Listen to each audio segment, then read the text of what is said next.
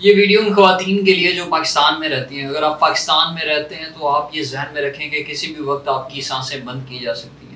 اس معاشرے میں رہنے والا مرد کسی بھی وقت آپ کے اوپر حملہ آور ہو سکتا ہے. ایسا بھی ہو سکتا ہے کہ کوئی گیسٹ بن کر آپ کے گھر میں آئے گا اور قتل کر کے چلا جائے گا. ایسا بھی ہو سکتا ہے کہ اگر آپ نے کسی کزن کو جو ہے ریجیکٹ کر دیا ہے تو شاید وہ بدلہ لینے کے لیے آپ کو پورے خاندان کو ملا کے آپ کے اسیسینیشن پلان کر سکتا ہے. یا پھر یہ بھی ہو سکتا ہے کہ پورا خاندان مل کے آپ کو اینٹوں سے مار سکتا ہے. یہ جو چیزیں میں نے آپ کے ساتھ ڈسکس کی ہیں یہ ویریفائڈ کیسز ہیں جو کہ پاکستان میں ہوئے ہیں عورتوں کے ساتھ. کیونکہ دس از دا وے کہ پاکستان میں عورتوں کو ٹریٹ کیا جاتا ہے. یہ چیزیں اس وجہ سے بھی عورتوں کو اپنے ذہن میں رکھنی چاہیے کیونکہ جو گلوبل جینڈر گیپ انڈیکس کی رپورٹ ہے اس کے مطابق پاکستان جو ہے 6th dangerous country in the world ہے عورتوں کے حساب سے. اور ہم بیسیکلی جتنے بھی ماڈرنائز پورٹری کریں خود کو, لیکن حقیقت یہ ہے کہ ہم افغانستان سے بہتر ہیں وومن رائٹس کے حوالے سے. یا مور اور لیس آپ یہی سمجھ لیں کہ ہم سیم ہی ہیں. کیونکہ پاکستان میں اگر ایک انڈیپینڈنٹ عورت ہے تو وہ انڈیپینڈنٹ عورت جو ہے پاکستانیوں کی طرف سے, پاکستانی مرد کی طرف سے لائک نہیں کی جاتی.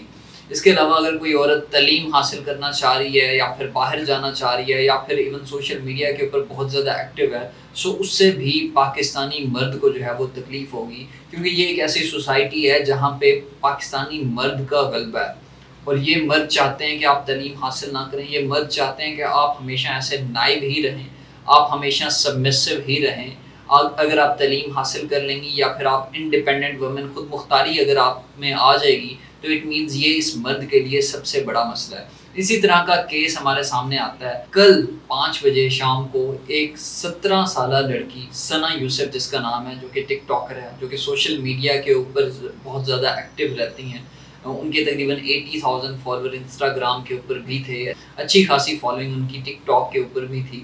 ایک شخص جو کہ مہمان بن کے ان کے گھر میں داخل ہوتا ہے, اس کی طرف سے 2 گولیاں چلائی جاتی ہیں اور اس کے بعد ثنا یوسف کی ڈیتھ ہو جاتی ہے. بہت سارے لوگوں نے کہا کہ شاید جو سوشل میڈیا کے اوپر اپیرنس تھی اس کی وجہ سے اسیسینیشن ہوئی ہے, اس کی وجہ سے یہ کلنگ ہوئی ہے اس بچی کی جو کہ 17 سال کی تھی.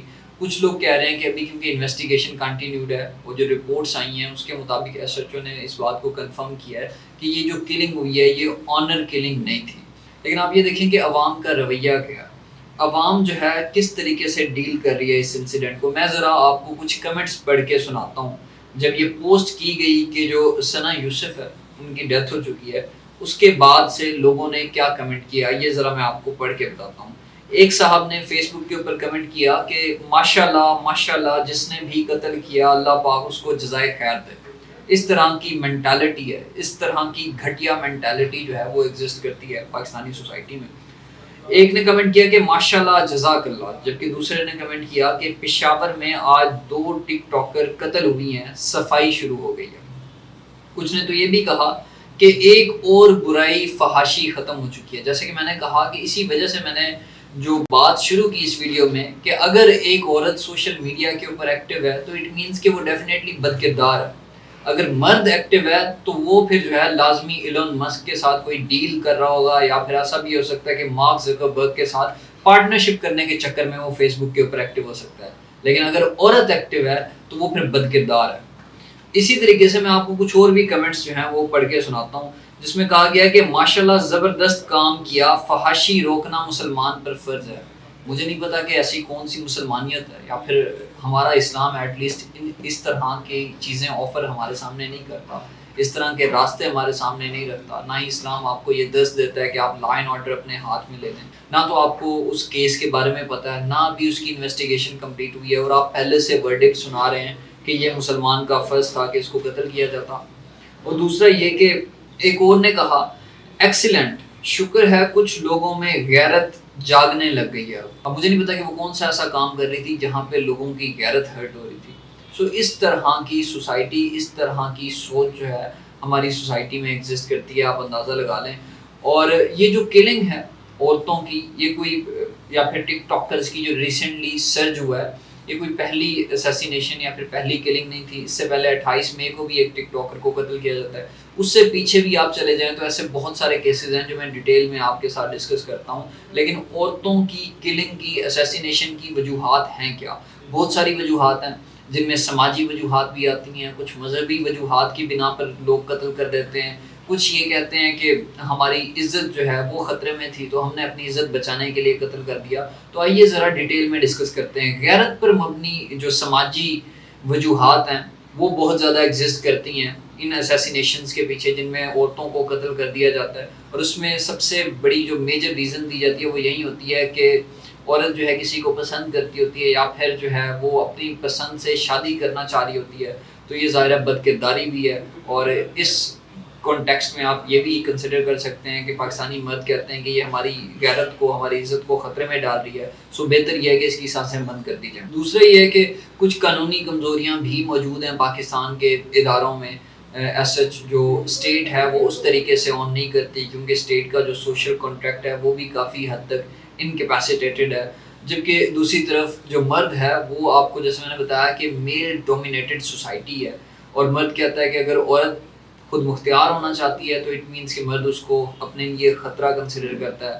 خواتین کی تعلیم، ان کی ملازمت، ان کی اظہار رائے، ان ساری چیزوں کو بغاوت کنسیڈر کیا جاتا ہے پاکستانی سوسائٹی میں. اور اسی کے ساتھ ساتھ آپ یہ بھی دیکھیں کہ جو دیہاتی علاقے ہیں وہاں پر یہ کیسز بہت زیادہ ہوتے ہیں، یا پھر جو ٹرائبل ایریاز ہیں وہاں پر یہ کیسز بہت زیادہ ہوتے ہیں.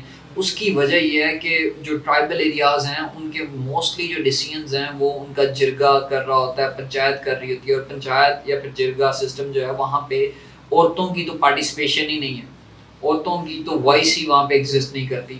سو لازمی یہ چانسز ہیں کہ وہ عورتوں کے اگینسٹ ہی ورڈکٹ آئے گا، ڈیسیژن آئے گا. دوسری طرف جو سیاستدان ہیں، کچھ علماء حضرات ہیں، وہ بھی اس چیز کو ریلیجیس ٹچ دے دیتے ہیں. اس کی وجہ سے بھی یہ جو کیسز ہیں ہمارے پاس آنر کلنگ کے یا پھر عورتوں کی اسیسینیشن کے جو کیسز ہیں وہ بہت حد تک بڑھ چکے ہیں. They are very rampant. اچھا، ثنا یوسف کا کیس تو میں نے آپ کے سامنے ڈسکس کیا کہ وہ کیس کیا تھا، لیکن اس طرح کے کچھ پیرلل کیسز بھی ہیں. اس سے پہلے بھی ایسے کیسز ہمارے سامنے آ چکے ہیں. 2021 میں ایسا ہوتا ہے کہ 4 ٹک ٹاکرز کی ڈیتھ ہو جاتی ہے کراچی میں. وہ بھی ایسے ہی ایک گن مین ہوتا ہے، وہ جو ہے شوٹ کرتا ہے اور پھر ان کی ڈیتھ ہو جاتی ہے.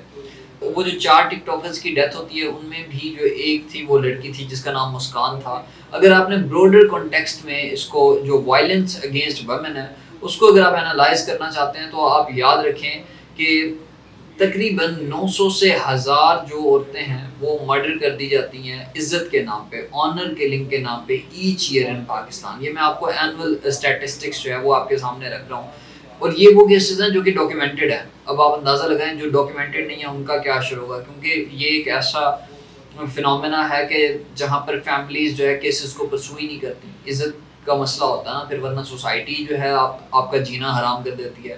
اب کیس سٹڈیز بہت ساری ہیں، جیسے میں نے کچھ تو آپ کو شروع میں بھی بتایا.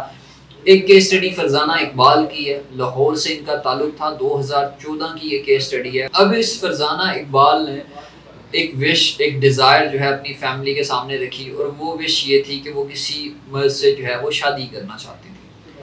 اب فیملی نے کنسیڈر کیا کہ یہ بغاوت ہے، یہ تو بد کردار عورت ہے، اور اس کا سولوشن یہی ہے کہ اس کی سانسیں بند کر دینی چاہیے، اس کو جو ہے نا موت کا تحفہ دینا چاہیے. اور وہیں وہ پوری فیملی 12 لوگ اکٹھے ہوتے ہیں، ٹھیک ہے، وہ 12 لوگ اکٹھے ہو کے اینٹ کے ساتھ اس کو اینٹیں مار مار کے اس کو قتل کر دیتے ہیں. اب یہ ایک کیس سٹڈی آپ کے سامنے ہے، اور اس میں اسٹیٹ جو ہے بعد میں انٹروین کرتی ہے جب ایک ایشو جو ہے وہ اچھی خاصی ریکگنیشن جو ہے حاصل کر لیتا ہے. ایک اور کیس تھا سبا مقصود کا، جس کو فیملی کی طرف سے اسیسینیشن کی ایفرٹ کی جاتی ہیں لیکن وہ سروائیو کر جاتی ہیں، اور ان کا بھی ایشو یہی تھا کہ وہ بیسیکلی اپنی پسند کی شادی کرنا چاہتی تھی.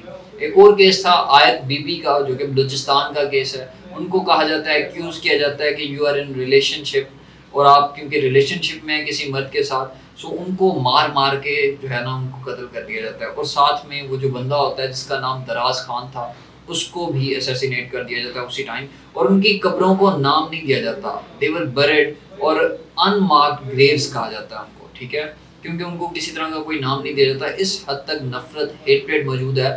تھوڑی سی مائنر سی مسٹیک کے اوپر اس حد تک یہ سوسائٹی جو ہے سزا دیتی ہے. جو ریزنز ہیں وہ میں نے آپ کے سامنے رکھ دی ہیں. اب اس کو کاؤنٹر کیسے کیا جا سکتا ہے؟ پہلے تو اب آپ کو یہ دیکھنا ہوگا کہ جو ثنا یوسف کی اسیسینیشن ہے اس کے پیچھے کون ہے. ایف آئی آر ظاہر ہے اب رجسٹرڈ ہو چکی ہے، سو تبھی پتہ لگے گا کہ یہ جو اسپیکولیشنز ہیں کہ کچھ لوگ کہہ رہے ہیں کہ یہ آنر کلنگ ہے، کچھ لوگ کہہ رہے ہیں کہ سوشل میڈیا اپیرنس ہے.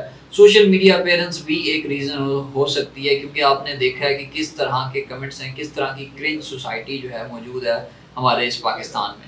تو ناظرین، یہ تھی ہماری آج کی ویڈیو، آپ سے ملاقات ہوگی اگلی ویڈیو۔